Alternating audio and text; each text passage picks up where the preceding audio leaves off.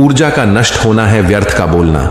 जानिए चुप रहने के कितने हैं फायदे, पावर ऑफ साइलेंस। नमस्कार दोस्तों, अनुभव इंस्पायर्ड यूट्यूब चैनल पर आपका दिल से स्वागत है। दोस्तों, इंसान के सभी के दुखों का कारण बोलना ही है, क्योंकि आवश्यकता से अधिक बोलना ही दुखों का कारण बनता है। इसलिए कम बोले, सटीक बोले, मधुर बोले और सबसे जरूरी जितनी आवश्यकता हो उतना ही बोले। वाणी या बोलना ही नहीं बल्कि मौन में भी शक्ति होती है। यही कारण है कि धर्मों में मौन को बहुत महत्व दिया गया है। वैज्ञानिकों द्वारा भी इस बात को माना गया है कि सेहत से मौन का गहरा संबंध है और इससे मानसिक शांति मिलती है। मौन से विचारों में एकाग्रता आती है और रचनात्मकता बढ़ती है। इसलिए जितने भी साधु संत या तपस्वी हुए, सब ने मौन रहकर और ध्यान लगाकर ही संसार के गूढ़ ज्ञानों को प्राप्त किया। दुखों का कारण है बोलना। हमारे जीवन में एक नहीं बल्कि बहुत सारे दुखों का कारण बोलना ही है, क्योंकि हमारी समस्या यही है कि हम चुप नहीं रह सकते, हमेशा कुछ ना कुछ बोलते ही रहते हैं और आपके बोलने के कारण ही आधे से ज्यादा दुख निर्मित होते हैं। परिवार में कलह क्लेश का कारण भी हमारा बोलना ही होता है।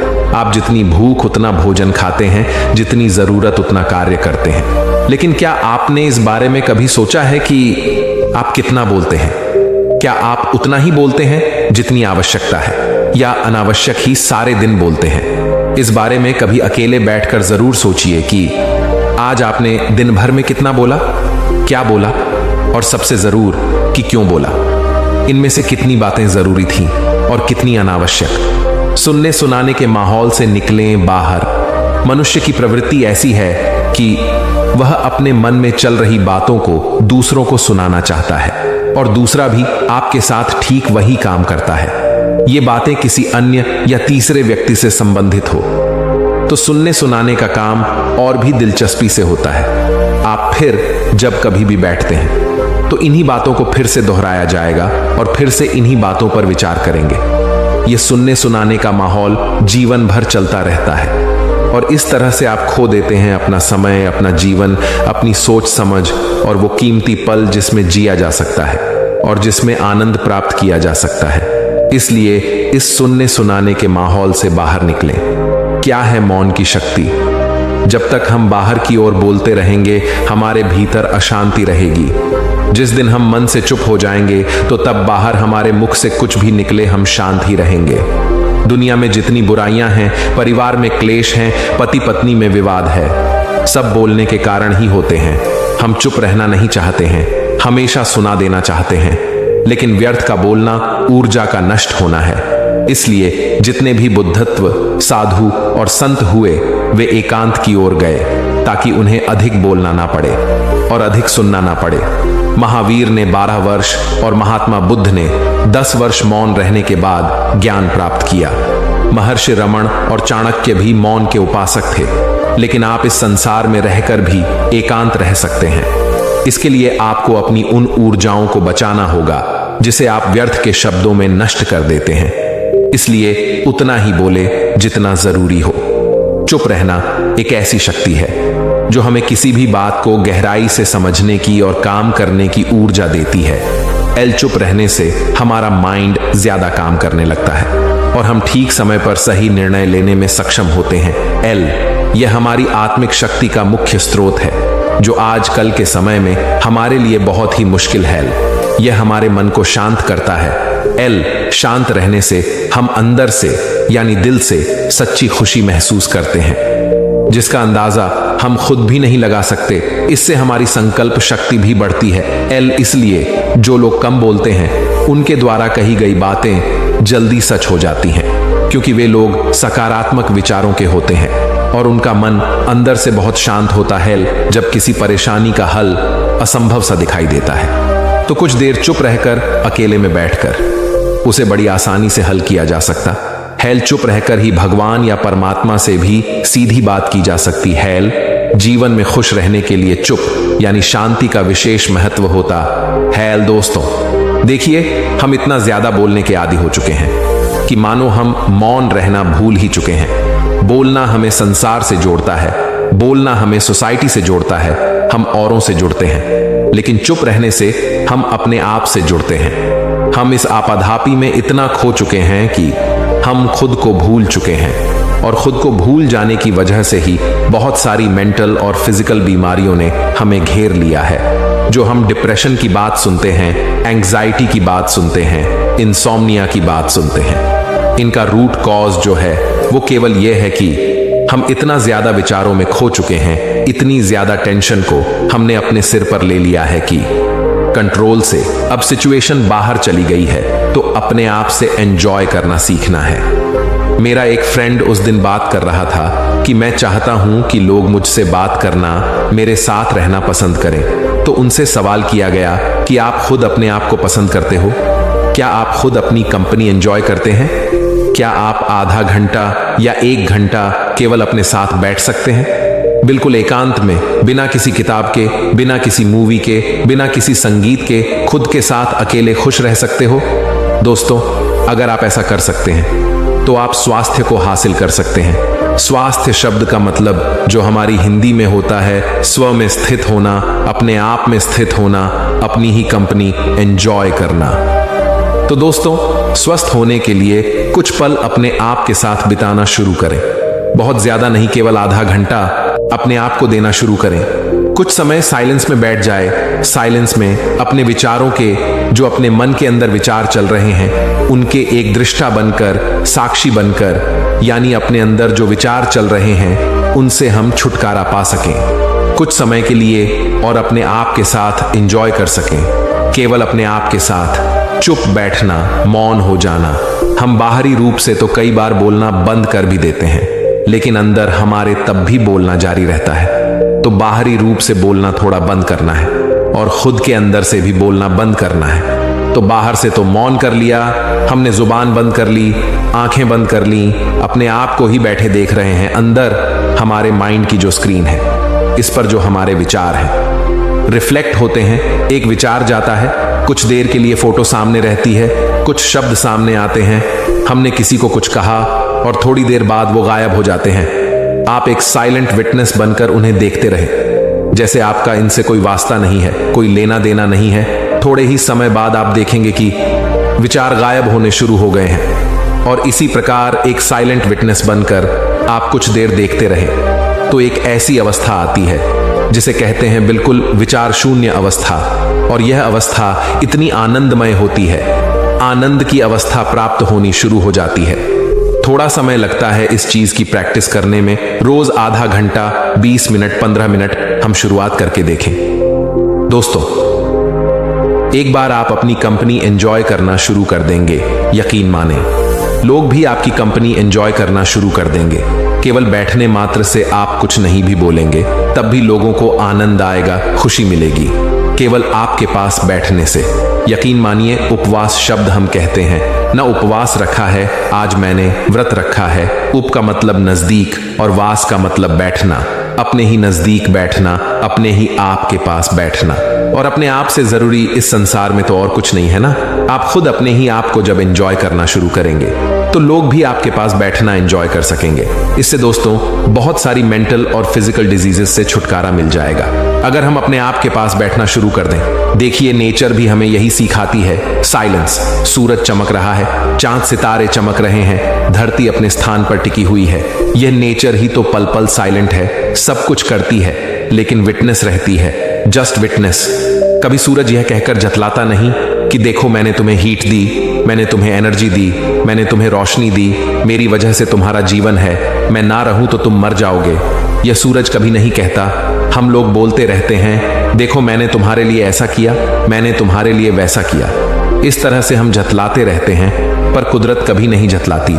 नेचर से हम यही चीज सीखते हैं, हम भी इसी साइलेंस में जाने की कोशिश करते हैं।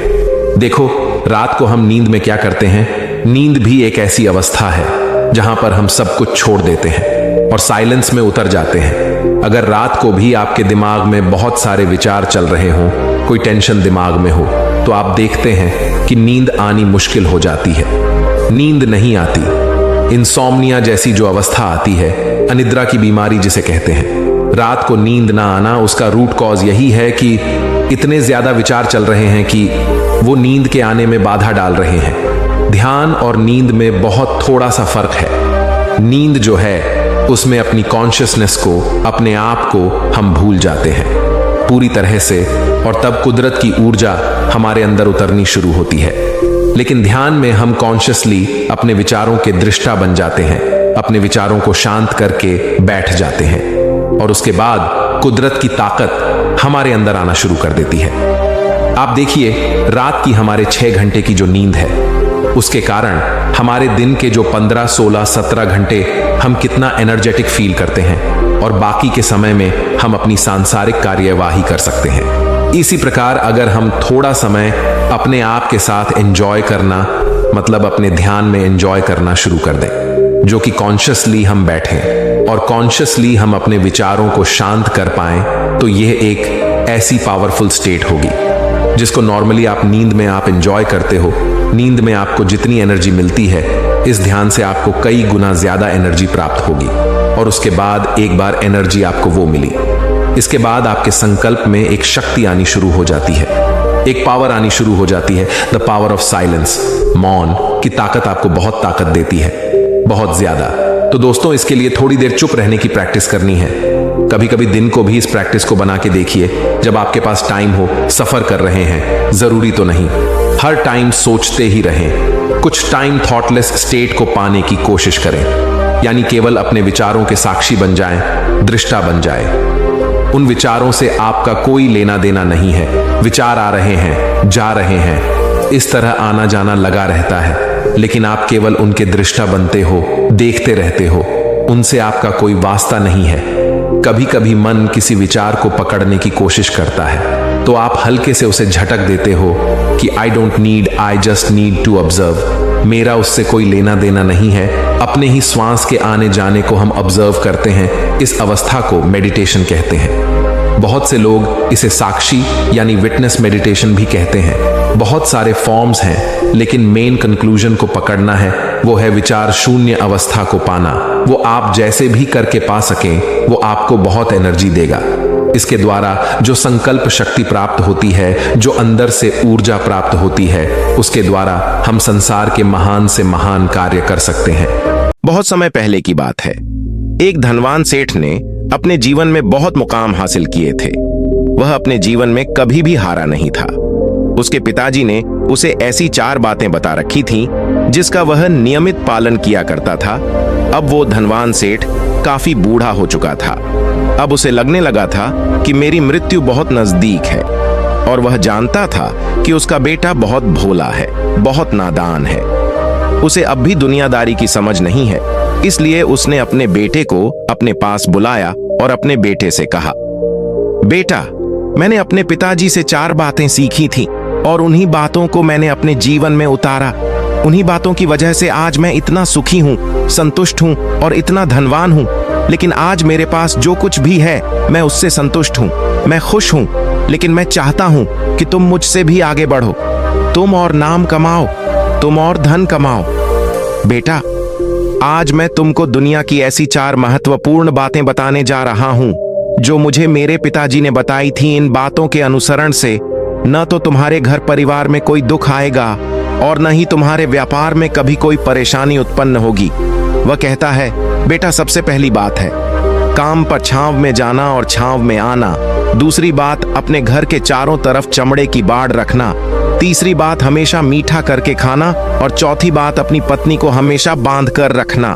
वह यह जानता था कि उसका बेटा बहुत भोला है, वह अपने पिता की बात अवश्य मानेगा। देखते देखते कुछ महीने बीत गए, और फिर एक दिन धनवान सेठ मृत्यु को प्राप्त हो गया।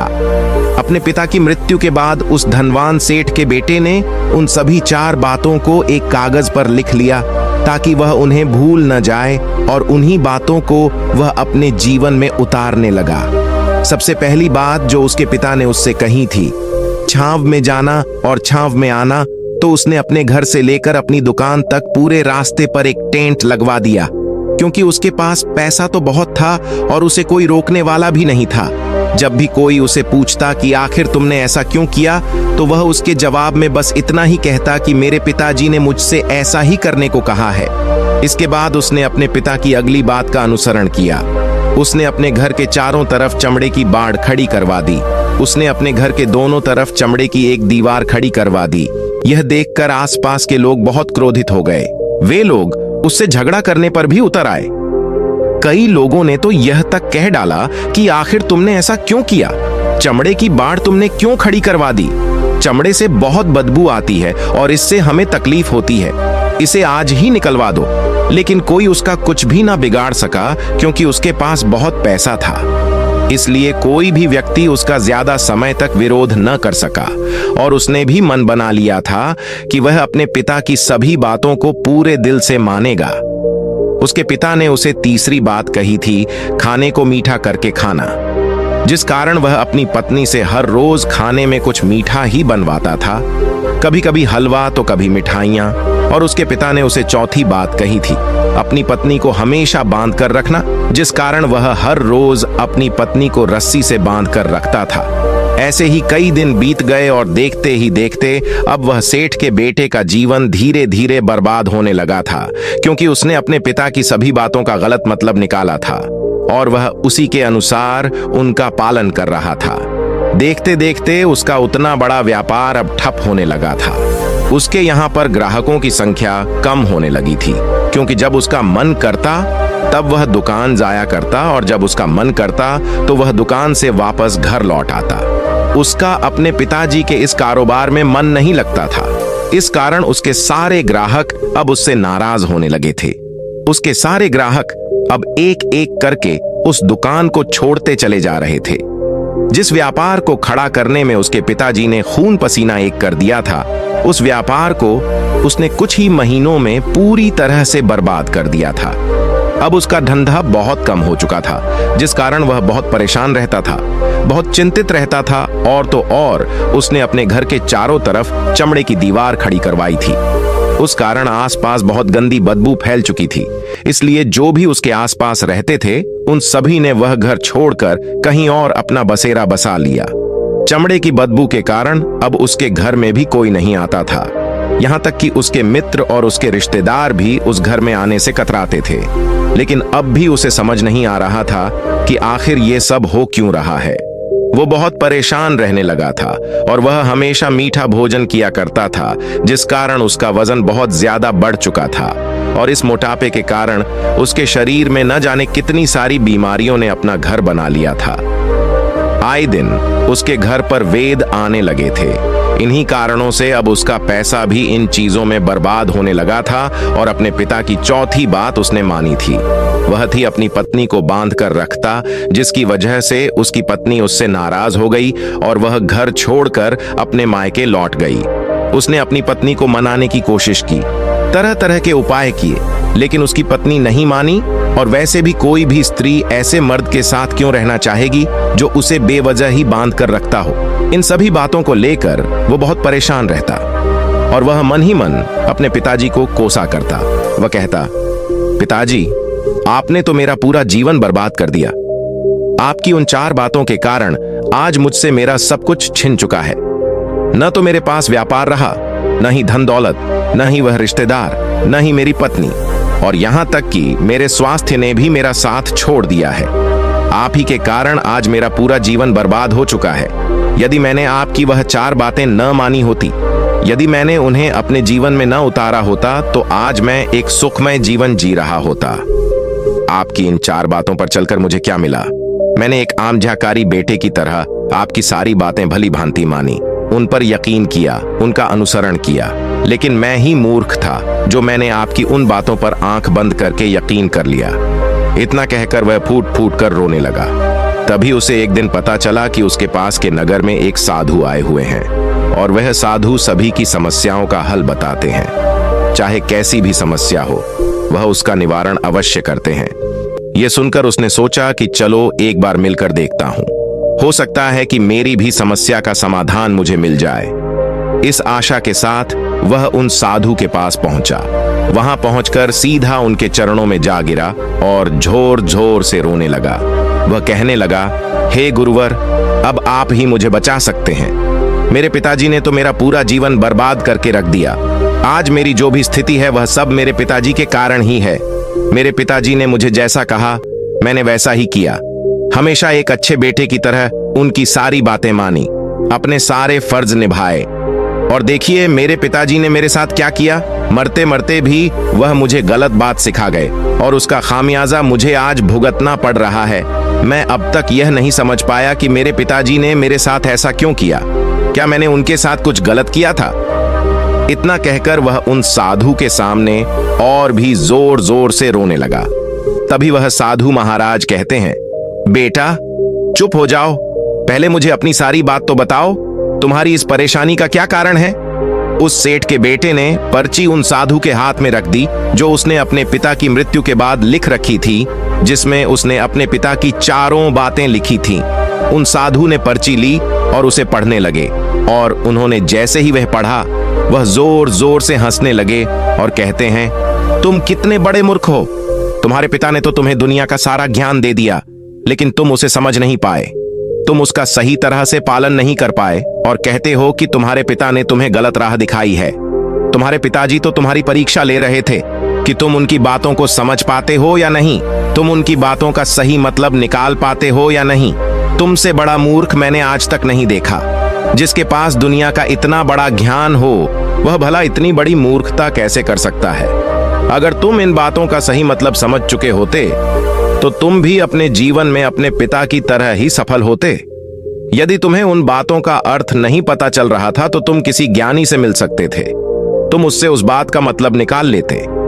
इस पर वह धनवान सेठ का बेटा कहता है, हे गुरुवर, आप क्या कहना चाहते हैं? क्या मैं अपने पिता की बातों को सही नहीं समझ रहा? इस पर गुरुवर कहते हैं, बेटा ये जो बातें लिखी गई हैं, इन बातों के पीछे एक गहरा अर्थ है जिसे तुम समझ नहीं पाए। इस पर वह सेठ का बेटा कहता है, कृपया करके मुझे उन चारों बातों का मतलब समझाइए। इस पर साधु कहते हैं, तुम्हारे पिताजी ने तुमसे कहा था काम पर छांव में जाना और छांव में आना। इसका मतलब यह है सूर्य निकलने से पहले ही तुम दुकान पर पहुंच जाना और सूर्यास्त होने के बाद ही तुम वापस घर आना, जिससे तुम्हें दुकान पर अधिक से अधिक समय मिल पाएगा। उस काम को बढ़ाने में तुम अपना दिमाग लगा पाओगे, लेकिन तुमने तो इसका गलत ही मतलब निकाल लिया। तुमने तो अपने घर से लेकर दुकान तक एक ऐसा टेंट लगवा दिया जिससे तुम छांव में आ सको और छांव में जा सको। यह सुनकर वह सेठ का बेटा कहने लगा, हे गुरुवर, मेरी ही गलती थी, मैं ही सबसे बड़ा मूर्ख था। मेरे पिताजी ने तो मुझे इतना महत्वपूर्ण ज्ञान दिया था। आगे गुरुवर दूसरी बात का अर्थ समझाते हुए कहते हैं, चमड़े की बाड़ करवाना। इसका अर्थ है कि तुम अपने घर में कुत्ता या बिल्ली पालना। जब तुम अपने घर में कुत्ता बिल्ली पाल लोगे तो यह तुम्हारे घर की चारों ओर से रक्षा करेगा, जिससे तुम्हारी धन दौलत पूरी तरह से सुरक्षित रहेगी और तुम बेफिक्र होकर दुकान पर मन लगा सकोगे, बेफिक्र होकर तरक्की कर पाओगे। लेकिन तुमने तो चमड़े की बाड़ करवाने का मतलब कुछ और ही निकाल दिया, और अब हालत यह हो चुकी है कि ना तो तुम्हारे घर पर कोई आता है और न ही कोई जाता है, और इसी कारणवश लोग तुम्हें नापसंद करने लगे, और तुम्हारी बर्बादी का यह भी कारण है। आगे साधु तीसरी बात का मतलब बताते हैं, मीठा करके खाने का अर्थ यह है कि जब भी तुम्हें भूख तेजी से लगे तभी तुम्हें भोजन करना है, न उसके पहले और उसके बाद। अन्यथा यदि तुम्हें भूख न लगी होगी और तुम्हें भोजन मिल जाए तो तुम उस भोजन की कभी कदर नहीं करोगे।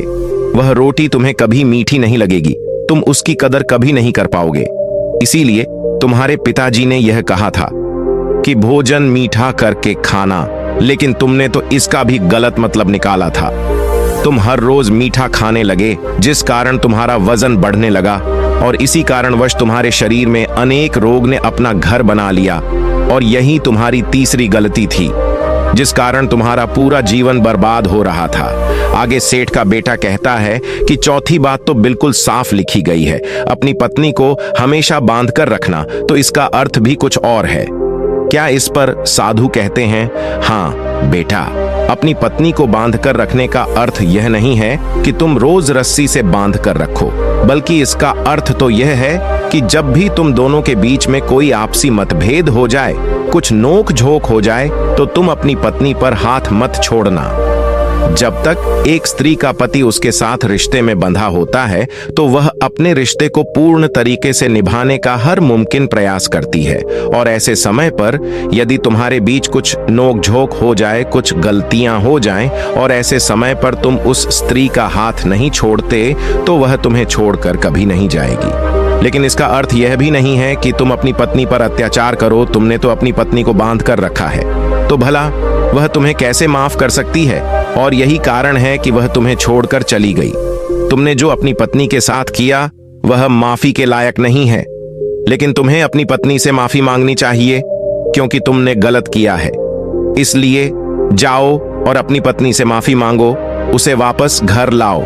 और यही वह 4 बातें थीं जो तुम्हें तुम्हारे पिता ने समझाने का प्रयास किया था, लेकिन तुमने इन सभी बातों का गलत मतलब निकाला और इसी कारणवश तुम पूरी तरह से बर्बाद हो गए। किंतु अभी भी तुम्हारे पास बहुत समय है।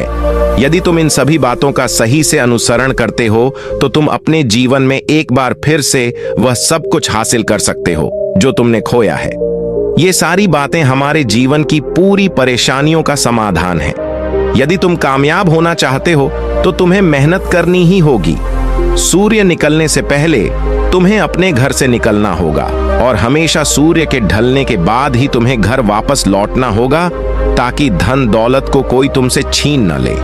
तुम्हें अपने रिश्तों को कुछ इस तरीके से बांधना होगा ताकि वह रिश्ते तुम्हें परेशान न करें, तुम्हें तकलीफ न पहुंचाएं, तुम्हारा फायदा न उठाएं। और हमेशा एक अच्छा और स्वस्थ भोजन करना जब तुम्हें भूख लगी हो, और अपने रिश्तों को हमेशा बांध कर रखना, उन्हें खुला मत छोड़ना, अन्यथा वह तुम्हारे हाथ से फिसल जाएंगे। और अपने घर में अवश्य ही कुत्ते या बिल्ली को जरूर पालना ताकि तुम्हारा धन हमेशा सुरक्षित रहे।